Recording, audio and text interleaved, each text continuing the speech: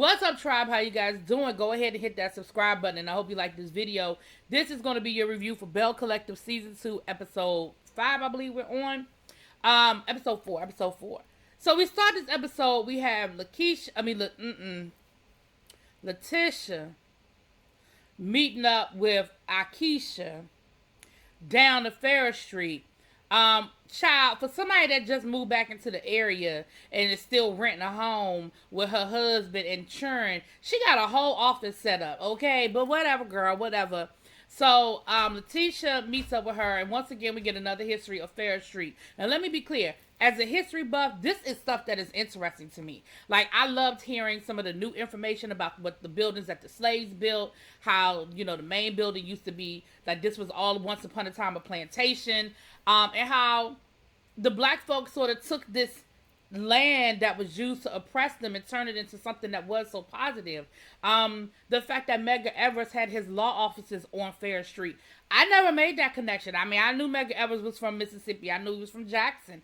Not from, but that's weird. But I never even made the connection that his law offices would be on Ferris Street. So listen, we saw the house where, the church where Akeisha got married, got baptized. It was all great.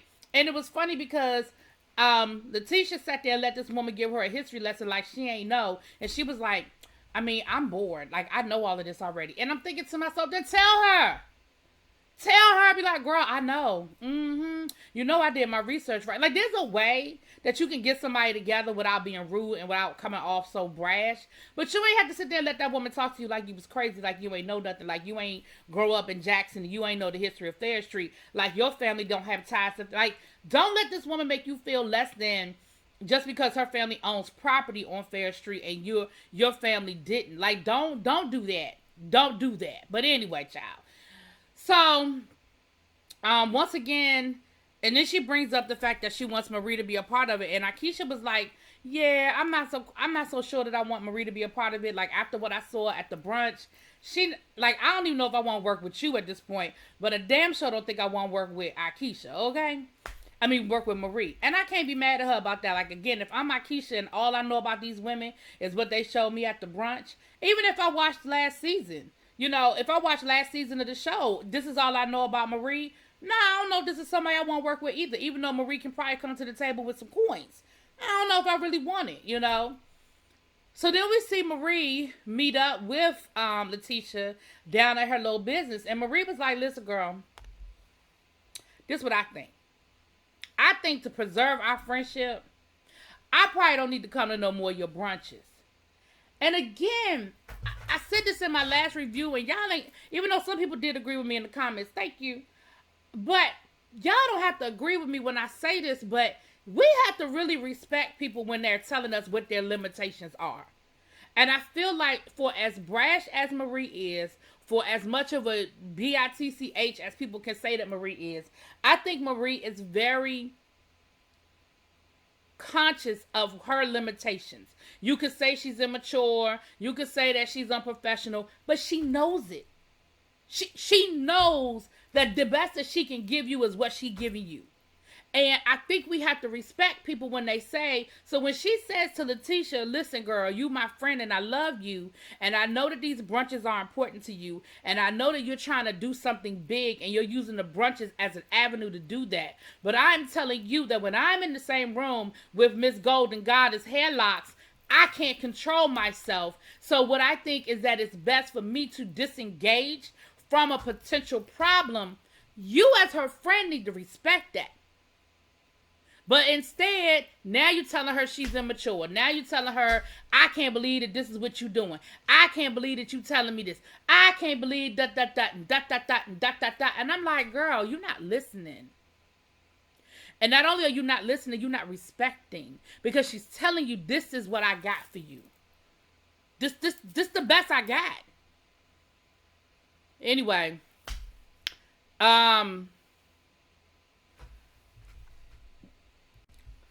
But anyway, child, moving on. So then we have Glenn going to visit Letitia's mama.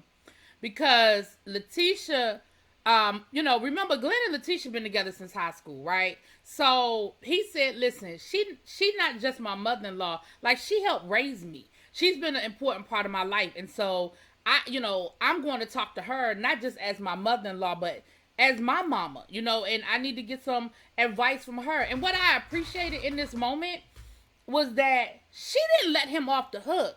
But she ain't beat him up either. You know what I'm saying? Like, that's her daughter.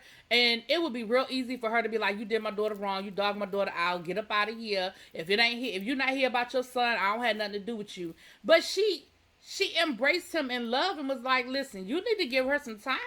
Like, you messed up. You messed up. And I know you a good person. I know you're not a horrible, mean person. But you hurt my child. And you're going to have to allow her the time to process and figure out what she's going to do. And if that means she's going to stay with you, then that's her decision to make. But if she make the decision that she don't want to be with you anymore, you're going to have to respect that too and understand where it's coming from. Understand that this is not coming from an easy place for her. That this isn't an easy decision for her to make. And, he was pleading his case and what we found out is I don't understand why men in their mind quantify cheating when they know that if the situation was reversed, they wouldn't be okay with it. So he talking about basically in his mind, talking to other women and entertaining other women verbally does not constitute cheating. It is only the physical line when he crosses it. That's the cheating. But here's the thing, Glenn, you've done both. So what he don't understand why Letitia is still entertaining or still upset about the verbal. Like, in his mind, it's like, basically, you should only count against me the time I physically cheated. The other times that I got caught text messaging people or having conversations with people shouldn't count because that ain't really cheating. Bruh, stop playing. Like, stop playing with me. If you came home from being on that rig, what was it? Like, he used to be out for 45 days and home for 30 or something crazy like that. Bruh, if you came home and you went through Letitia's phone and you saw pages and pages and pages of text messages with a man telling her that she was beautiful, a man asking her out to dinner, a man saying, I enjoyed, having lunch with you today. Even if it was simply platonic, you would lose your ever-loving shit. And not only would you lose your shit, you wouldn't forgive her. You'd have left and probably would have tried to take your son with you. Stop playing with me. Anyway, so then we see Akeisha and her husband. So we kind of have two back-to-back scenes with Akeisha and her husband. And essentially we see that she wants to, I really feel like she's trying to slow walk him into moving back to Mississippi. Mississippi permanently. And his thing is, listen, I'm here to support you. I respect what we're doing here with Fair Street. I respect you trying to, resurrect Fair Street. Like, I'm here for the culture. But what I ain't here for is forever. And she's trying to get him to buy a house. Talking about I don't like paying other people's mortgage. You know how I feel about that. But okay. So you're renting a home right now. And she talked my son, the house they renting ain't big enough. And he was like, okay, the house we renting ain't small. Like, it's more than enough room for me, you, our churn. Well, it's not like our house in New Jersey. Well, it ain't going to be your house in New Jersey because in his mind, y'all not permanently moving here. Y'all just need some place that y'all can be comfortable for the 6 months. Probably probably what he thought was we only going to move there to film, right? So the 2-3 months that we're going to be filming this show is the 2 or 3 months that we need to get an Airbnb and then we can take our happy asses back to New Jersey. Oh, okay, I'm cool with that. But now you're trying to flip the script and you want to actually really try to redo something down here to Fair Street. Because here go my attitude about you, Miss Akeisha. When we saw what them properties looked like when you was doing your tour of Fair Street, if you was really concerned and you was really interested in doing something down on Fair Street, you'd have already done it. You would already be working on it. Them properties look like they've been sitting emptied and abandoned for 20 years, okay? Now, I know last year we found out that there are some, there's some red tape and there's some things that, people got to jump through because it's a historical area and there's certain, things that contractors have to be able to do to maintain the integrity of the buildings. Like, I get all of that. But let's be clear. You have had plenty of time to start getting this ball rolling if it weren't about you being on this show. And that's just my opinion. But your husband has been very clear to let you know, ma'am, I'm here to support you, and I'm here to play. I can play this game. I can film. I can give you a little this and a little bit of that. But, child, we ain't moving down here. That ain't That's not what we doing right here, okay? So I don't want you to get. I don't even want you to get caught up thinking that this is about to be more than what it is, okay? Um. So then we had Miss Essie going down to visit Miss Latrice down to her hair goddess situation. Now, what I thought was funny was them two women sat there and probably shaded the hell out of each other for a good 10 to 15 minutes. And if we saw 3 minutes of it, they did it for 15. Y'all know how they film these shows and they cut it up. Now they sat there and they shaded the hell out of each other. You know that you know, and it was that classy shade. They ain't raise their voices. They ain't get loud. They ain't get hood with it. They wasn't cussing at each other, but it was real with a smile. So you had to come down here and see how a real boss does it. Well, you know, we doing our thing with the hair too. She was like, yeah, y'all had to learn from me. Well, you know, we licensed cosmetologists. We know what we doing. First of all, Essie. Now, Essie, I'm going to let you get away with saying you a licensed cosmetologist because your hair usually be looking good, okay? People may not like your hairstyle, but they can't say it don't be looking laid. Your hair be looking laid. But Marie, you better not never tell nobody that you have a license to do hair and you come out the house with your hair looking the way it look. Ma'am, no. No. No. Don't you never do that again. Anyway.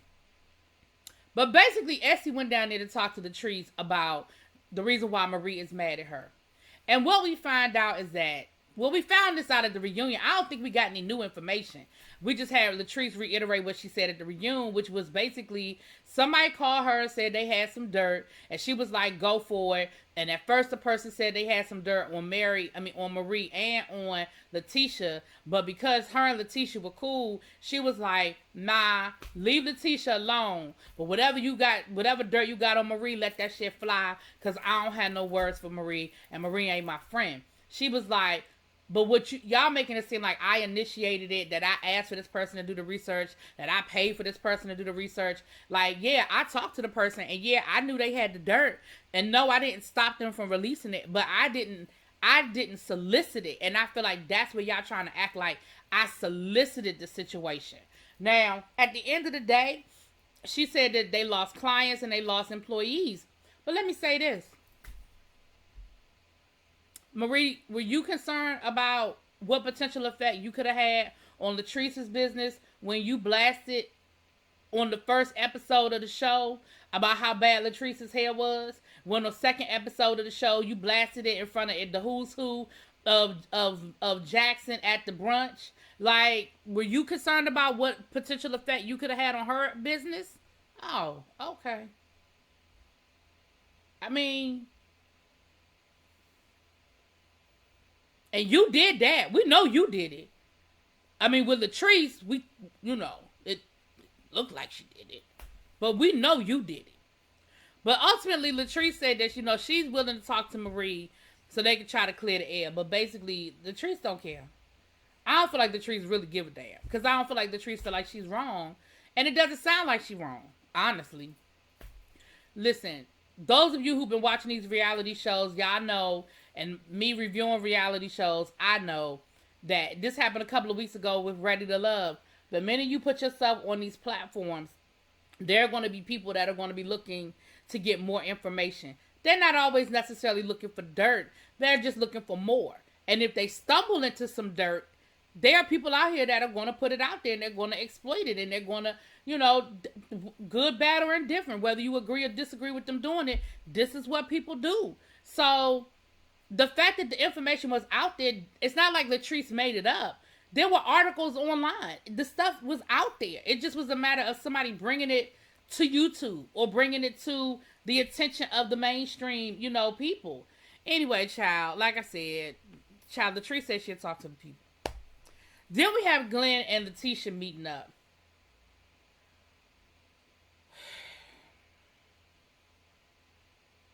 The only thing I'm going to say about this conversation was, Letitia, girl, you've been playing boss. See, this is how you're not ready. You've been playing boss, even with you showing up looking good. You're not supposed to tell him that's the plan. You're not supposed to tell him, oh, well, this is the plan to show up, making you remember what you lost, making you think about what you lost. You're not supposed to tell him that, girl. You supposed to just look good. You supposed to just show up with everything booming and popping and yapping, and you supposed to sit there and play innocent like you don't know why he salivating at the mouth. You supposed to sit there and pretend like you don't understand why he can't take his eyes off you. You are not supposed to tell him this is the plan, girl. And then when he tried to explain him cheating on you, talking about you don't know what it's like to be lonely, you act like she not by herself raising a child at home while you out on there on that rig. You act like, okay, you're on the rig for, what was it, y'all, 45 days, 90 days? I don't remember.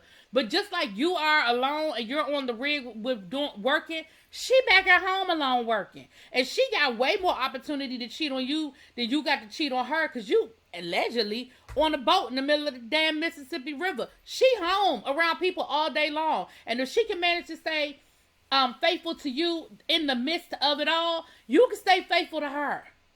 So when he threw that out there, I said, Tisha, because girl, he still don't seem to understand that he wrong, because he's still making excuses. And at this point, I'm just going to quote Mama Evelyn, and I'm going to say, girl, let that man cheat in peace, because he ain't going to, just let that man cheat in peace, girl. Let that man cheat in peace. Because that's what he gonna do. He ain't gonna change nothing.